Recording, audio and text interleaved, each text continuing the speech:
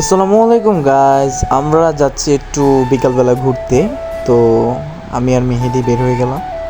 তো আমাদের এটা বেড়ি বলে, এখানে বেড়ি রাস্তা, আর তার ভিতরে একটা রোড।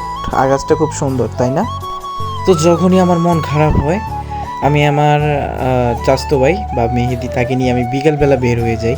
আকাশটা এত সুন্দর লাগতেছিল ভাই, কি বলবো, আর এত বাতাস যে মনটা পুরো ফ্রেশ হয়ে যায়। তো কতক্ষণ আমরা এখানে বসেছিলাম, একটু আড্ডা দিচ্ছিলাম আর পরিবেশটা উপভোগ করতেছিলাম। খুবই ভালো লাগতেছিল, আর আমরা দুজনের সাথে আলোচনা করতেছিলাম যে এখানে একটা ক্যাফে দিলে কেমন হতো, কারণ আমাদের আশেপাশে অনেক সুন্দর সুন্দর জায়গাতে সুন্দর সুন্দর ক্যাফে তৈরি হয়।